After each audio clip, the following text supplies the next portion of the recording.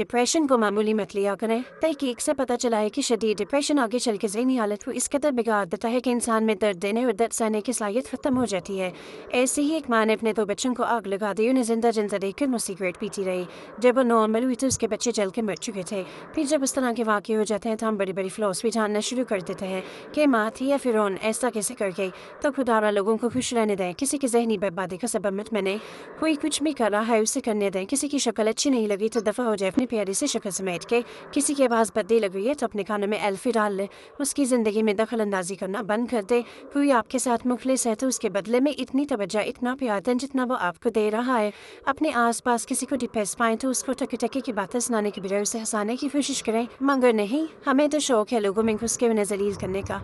कैसा मुनाफिक माशरा बना रहे हैं हम, जिसमें जब तक कोई फंदा डाल कर झूल मरता नहीं है, जब तक कोई गोलियां भांग कर अपनी उलझी सांसों की डोल काटता नहीं, तब तक हम मानते ही नहीं कि अगला डिप्रेशन में था। देखें, जिसकी शादी नहीं होती उसे खुद मालूम होता है कि उसकी उम्र बढ़ रही है। जिसके औलाद नहीं होती वो अपनी ख्वाहिश से बखूबी वाकिफ होता है। और जिसके पास रोजगार नहीं होता वो जानता है कि उसे नौकरी और आमदन की कितनी ज़रूरत है। हर शख्स अपनी हालत से आगाह होता है और अपने लिए अल्लाह से दुआ भी करता है।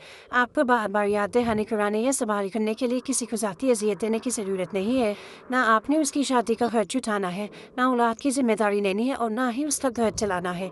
खुदारा इस रवैये से बाज आएं, खुद भी सुकून से जिए और दूसरों को भी जीने दें। अल्लाह बेहतर जानता है कि किसको क्या देना है।